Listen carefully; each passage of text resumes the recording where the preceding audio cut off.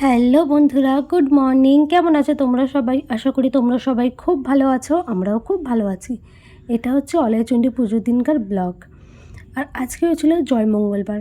জানি ব্লগগুলো অনেক দেরি হয়ে গেছে দিতে, কি করব বলো, ব্লগগুলো রাখা ছিল, খেয়ালই ছিল না। তারপরে আবার নানা রকমের নানা প্রবলেম, আমি একটা জবে ঢুকেছি, তাতে টাইম দিতে হচ্ছে। তার ফলে কী হচ্ছে বলো তো, এখানে টাইমটা দেওয়া একটু বন্ধ হয়ে যাচ্ছে। কিন্তু এবার থেকে ডিসাইড করেছি আমি প্রতিদিন বা একদিন অন্তর অন্তর যেভাবে দিতাম ব্লগ সেভাবেই আপলোড করব। তো আমি চলে এসেছি কমলাকান্ত কালীবাড়িতে পুজো দিতে। আজকে জয়মঙ্গলবার, তো সকালবেলায় পুজোটা দিয়ে দেবো, তারপর আবার অলয়চণ্ডী মায়ের ওখানে যাব। তো আমার পুজো দেওয়া হয়ে গেছে, ভিতরটা ব্লগ করিনি। আর আমি এবার সোজা চলে যাব আমার ছেলেদের স্কুলে।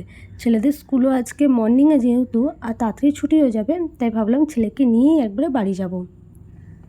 তো এই যে আমি ছেলেদের স্কুলের সামনে চলে এসেছি, আর এখনও ছুটি হয়নি, তো গেট বন্ধ রয়েছে। আর আমি এবার এই বাঁদিকে যে এই দেখো এই যে রুমটা আছে, এখানে ফিস জমা নেওয়া হয়, তো সেখানে একটু বসে থাকবো। এখন যেহেতু অফিস রুম খোলা আছে, তো এখানে বসে থাকবো। আর এখানে দেখছি অনেক গার্জিয়ানরা কিন্তু বসে রয়েছে।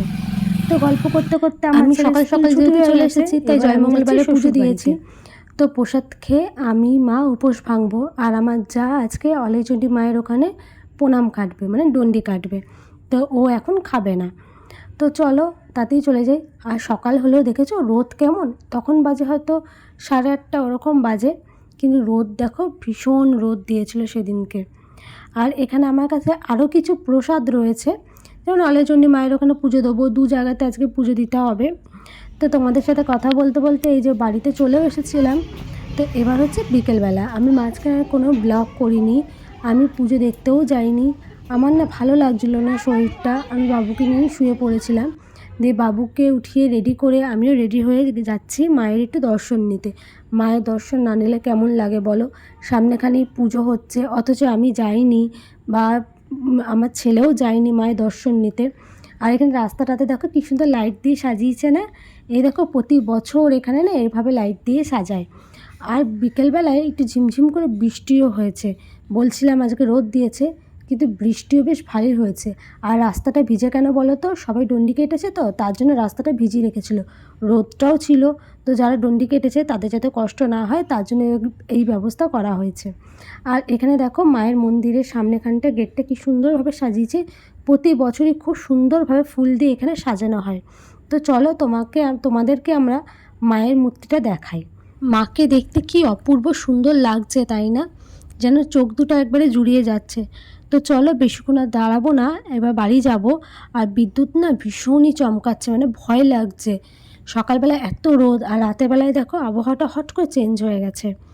তো ছেলে একটা গাড়ি কিনবে বলে জেদ করলো, এই যে ছেলেকে একটা গাড়ি কিনে দিলাম।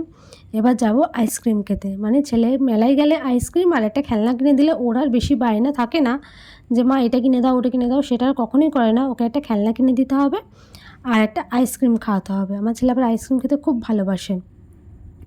তো ওকে নিয়ে টুকটুক করে হাঁটতে হাঁটতে যাচ্ছি, আরও খেলনাটা আমাকে বারবার দেখাচ্ছে যে মা দেখো কেমন হয়েছে কেমন হয়েছে। কিন্তু জানো বাড়িতে নিয়ে গেছি, তার পরের দিনই ভেঙে দিয়েছে।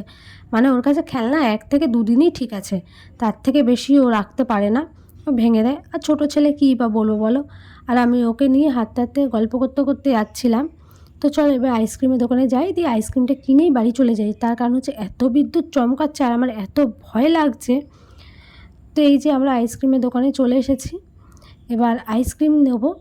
তো এই যে ওর হাতে একটা আইসক্রিম রয়েছে। এবার আমরা তাড়াতাড়ি করে যাচ্ছি, আর দেখো কেমন কথা বলছি, কেমন লাইটের আলোটা ছটাটা আসছে না, ওটা হচ্ছে বিদ্যুৎ চমকাচ্ছে। তো খুব ভয় লাগছিল। তো বাবুকে বললাম যে তাড়াতাড়ি চল। আর এদিকে বাড়িতে চলে এসেছি, তোমাদের দেখায় ঝমঝম করে বৃষ্টি নেমেছে, তোমরা বুঝতে পারছো কিনা জানি না। আর প্রচণ্ড বিদ্যুৎ চমকাচ্ছিল। তো চলো মিনি ব্লগটা এখানেই শেষ করি। আশা করি আমার ব্লগটা তোমাদের ভালো লাগলে প্লিজ একটা লাইক করে দিও, চ্যানেলটা সাবস্ক্রাইব করে নিও, এবং কমেন্টের মাধ্যমে জানিও আমার কোথায় কি ভুল হচ্ছে। দেখাবে অন্য একটা ব্লগে, ততদিনের জন্য টাটা।